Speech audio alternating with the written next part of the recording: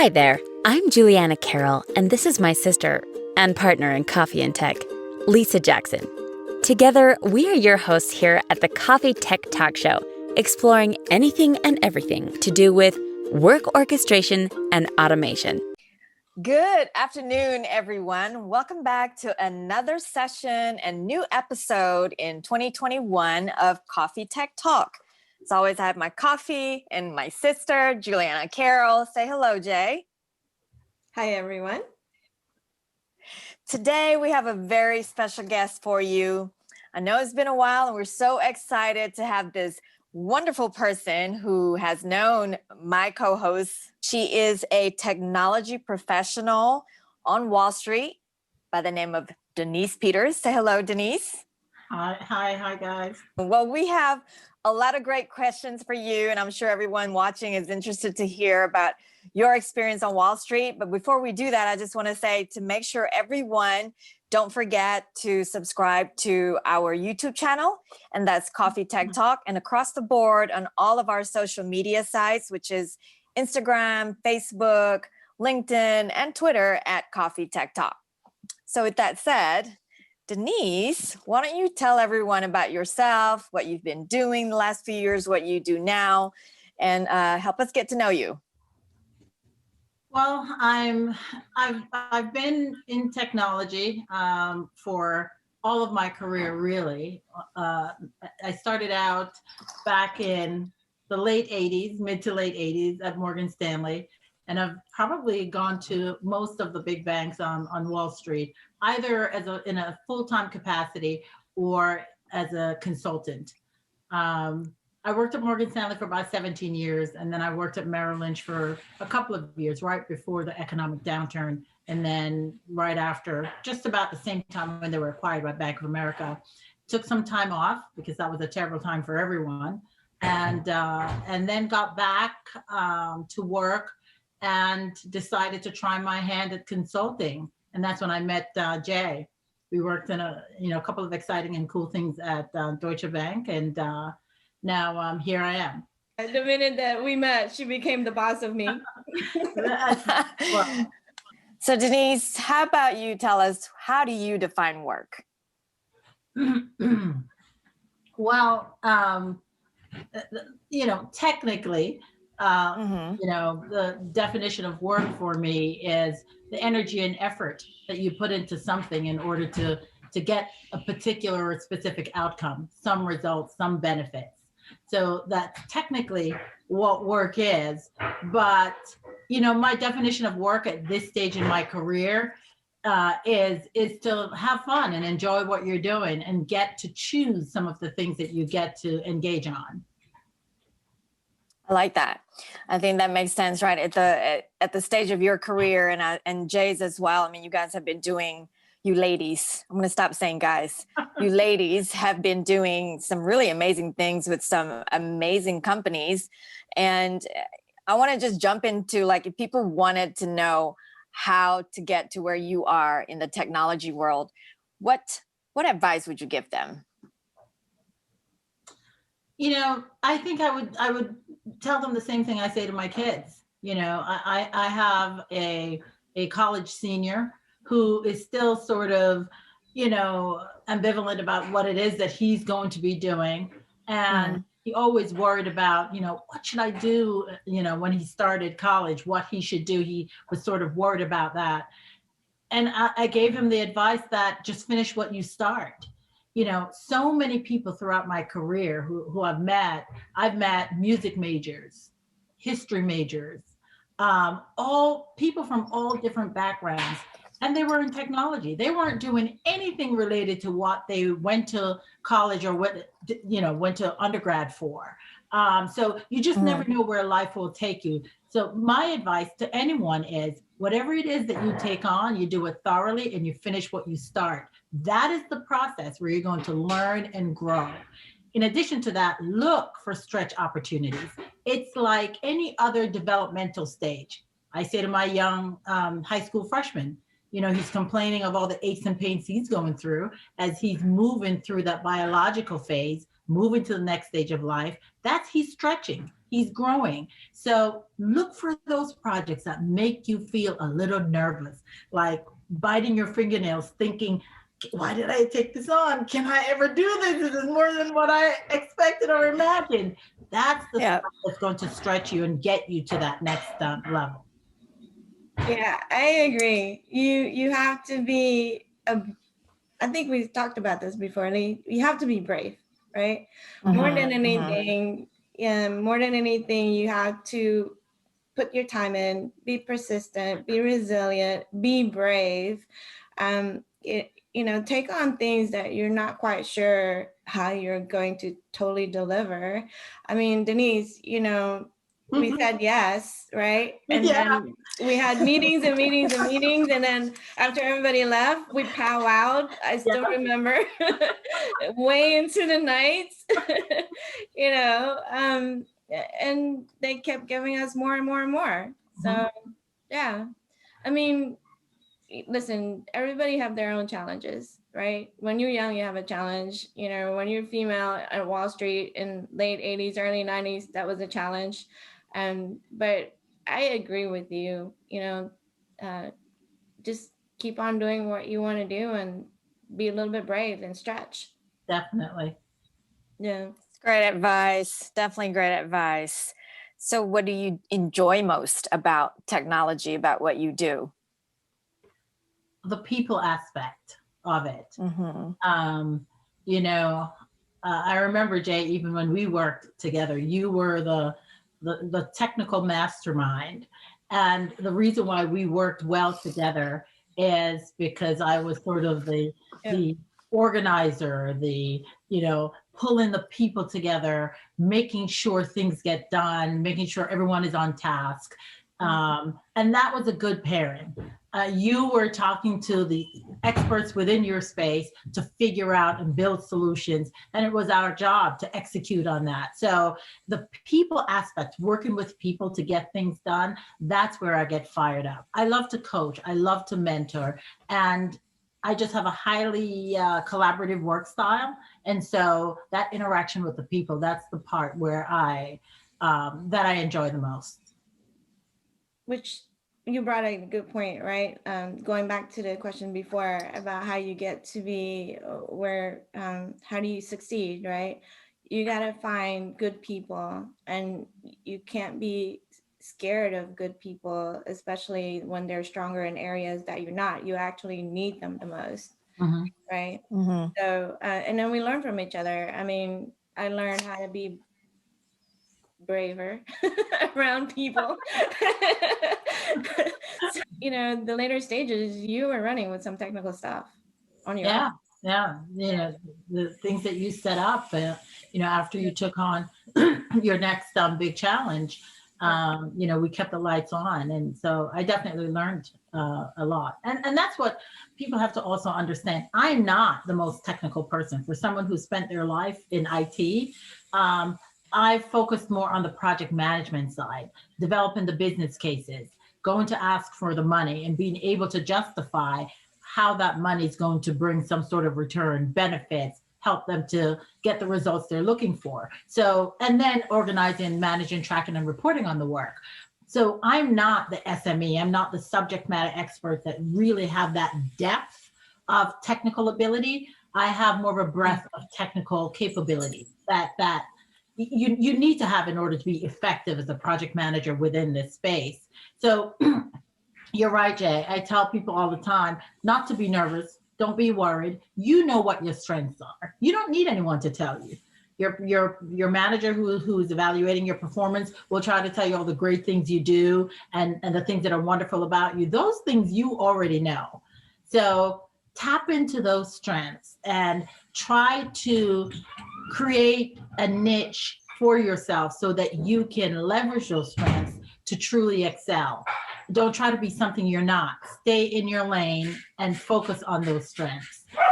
Even for my son, I would always say to him, there are weaknesses that you have. We all have our weaknesses. And you can work really, really hard to try to improve them. And you may get a certain level of success, a little bit of improvement. But if you focus on your strengths, the things that you do well, and try to expand on those, the returns are going to be so great. Focus on your strengths. That's what's going to get you to where you need to be. And outsource everything else. Exactly. Perfectly put. Going to use that as our quote for the week. Focus on your strength, Denise Peters. Okay. You have to know your strengths so that you can, like Denise said, you can focus on them and then expand them, because you're good at something you like usually, right? And then you just get better and better, and the gap between you and somebody else on that strength, you're shining, right? So whereas if you try to shore up some weaknesses, you hate it already. Be proud of your strength and recognize your weaknesses. If you don't want to work on it, say so. Just make sure that you clearly understand that gap and you somehow fill it. In my business, I mean, the build and construction business is majority men. I very rarely would I pat myself in the back and say, oh, take credit. I did that, hoping that someone would give me the credit. I remember when I was a lot younger, but I don't do that anymore. I say, I did that. yeah, that was me. So we can't be afraid to say that, I'm good at that now, but I wasn't before, so.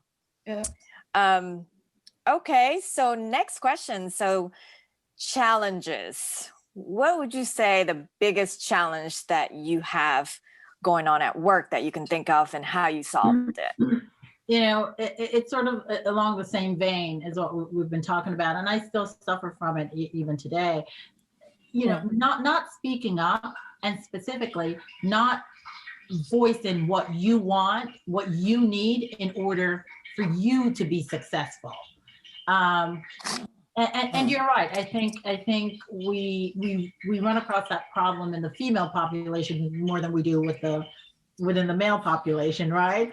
Guys are much more comfortable, saying what they need in order to get something done. And it's not viewed as a weakness. And historically, of course, women are timid about it. We're hesitant about it, about doing that, because it has been reinforced over and over that when we do that, it's looked at as a weakness, and therefore we shy away from speaking up. We shy away from saying what we need in order to be successful.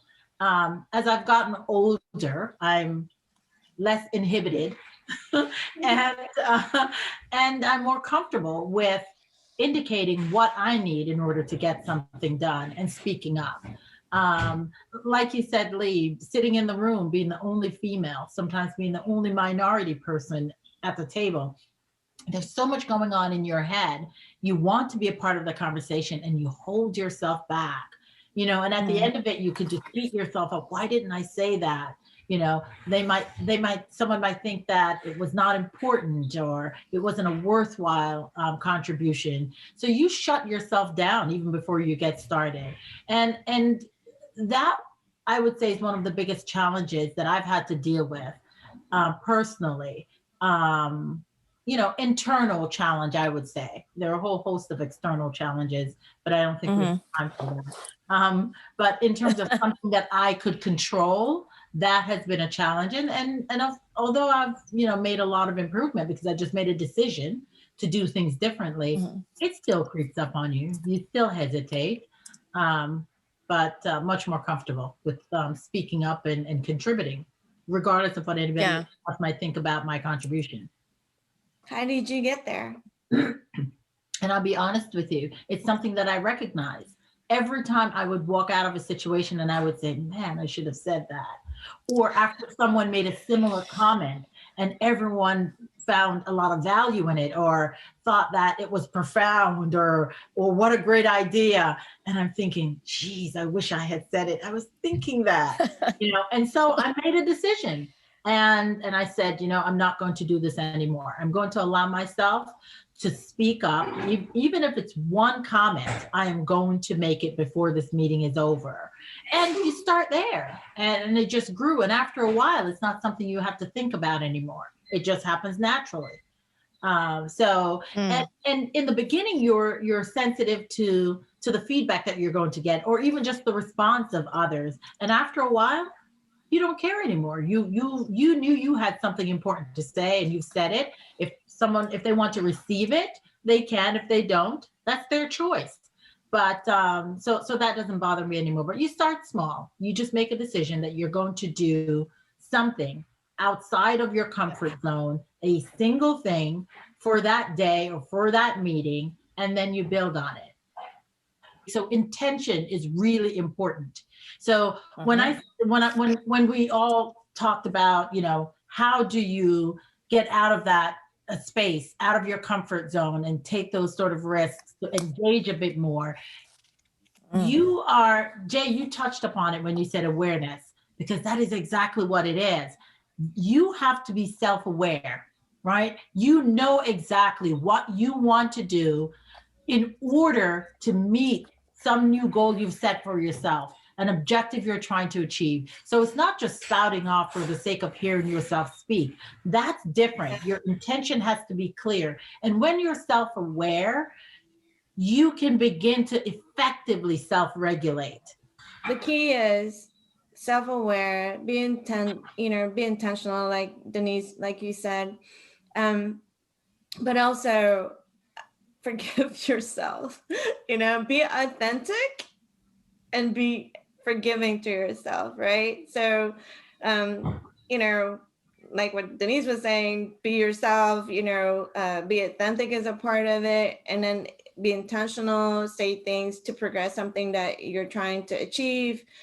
And then if you do something stupid, forgiving. Be forgiving. Great point. Absolutely. And you're right about that, Jay. I really love how you phrase that, to forgive yourself, being forgiven to yourself, because I think a part of that process is giving yourself permission to put that mistake behind you, or to put that uncomfortable situation behind you, and not let it immobilize you. You're still going to move forward. You're still going to say something in that next meeting. You're still going to continue to meet that little goal you've set for yourself.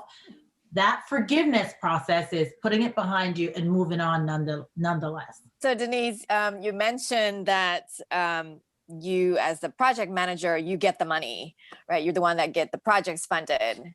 How about you explain, a situation or an incident where, how do you get your projects funded? What's the process? The most important thing is to be very simple and concise and clear about the problem that you're trying to solve, so that folks can visualize what is happening, what's wrong that's going on. But you get what I'm saying. You have to, an operational definition is either a visual representation of the problem that someone can understand exactly what's wrong. That's one part of it. Be clear about the problem that you're trying to solve, and be clear about the outcome and the benefits. Everybody wants to know, okay, whether it's an investor or it's some management that's going to approve funding, they want to know about return on their investments. How are we going to get the value out of this project? Be clear about what that is. And your outcomes cannot just be descriptive, filled with adjectives, all these wonderful things. It has to be measurable. Make sure that at any given point you can track and show and demonstrate progress based on a particular measurement. So at the very beginning, when you're developing your business case, determine what that metric is. X number of widgets by a certain time, a reduction in incident tickets by a certain time. Make sure that the outcomes are measurable, so that by the time you get to the end, you can show how that money was spent and the benefit that you got from the project. Yeah, I think that's great advice. And what you just said, I think, goes across not just in technology, but pretty much every industry that you can think of when it comes to sales. And like you said, if you present, here's the problem, here's what we can do, here's how much it's going to cost, and here's how much it's going to save you, and here's what it's going to do for you in the long run. right? Short term and long term. So I think that's really great advice that everyone can definitely utilize in whatever industry that may be. So I have a big question for you. If you were to be given $1 million in technology, I keep saying $1 million is so small, right? I mean, it's like maybe $10 million is what we should say for technology. If you were to be given $1 million or $10 million, what would you use that for in your business, and why? Well, so now I'll talk a little bit about the space that I'm in currently, Okay. information security, especially at this time. You know, with the kind of world that we live in, where, you know, attacks on countries, companies, systems, it's no longer, you know, someone walking through the door doing sort of damage, no longer troops trying to get into a country. It's really a cyber warfare that's going on, and it affects, you know, every part of life, whether it's individual folks or organizations or countries, but every part of society is affected. And so in the business that I'm in right now, the most important thing to focus on, I think, is prevention. So detection and prevention as much as possible, because sometimes fixing the problem will be daunting. You know, the way that the stage that we're at in the warfare, cyber warfare, sometimes you are breached and you don't even know the extent of the damage. It will take time for it to reveal itself. It's sometimes it's difficult to even you know, go back and resolve it without it being awfully expensive to you. So whatever, if I were to be given an unlimited amount of money, I think an area to focus on would be detection and prevention. You know, the old saying, you know, prevention is better than cure. It's still true.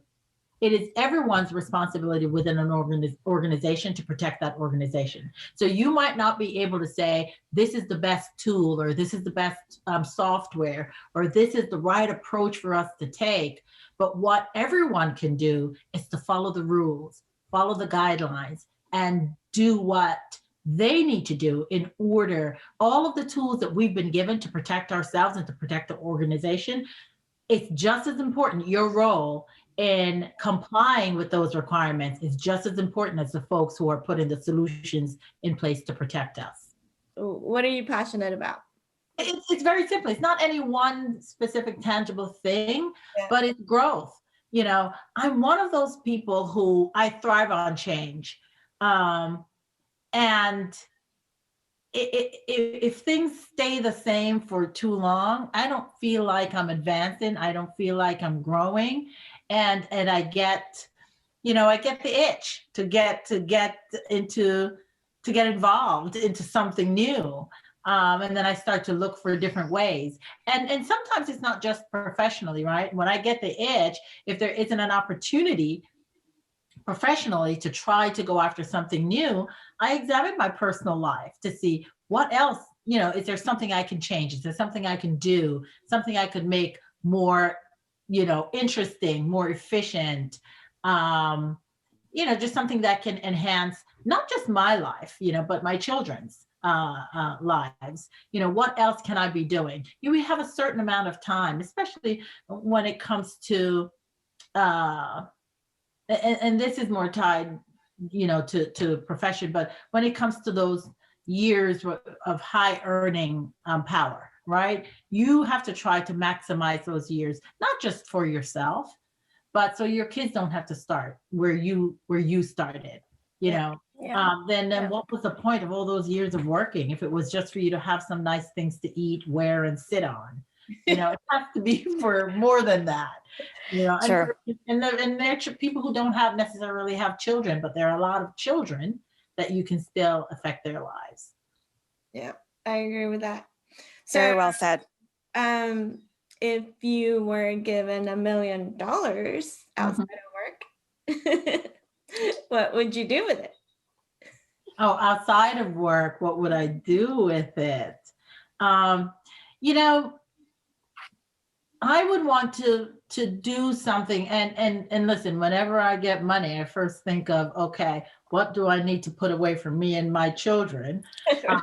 But I also equally think of how I can affect other lives. You know, I'm thinking now about what will I do with my chapter 2, you know, after I hang up the 9 to 5, if you will. What are you going to do? Because I already know I'm not the kind of person that's just going to sit by the beach and watch the waves go by.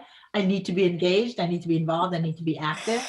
And one of the areas that I'm already thinking about is, you know, education for minority kids in the minority communities.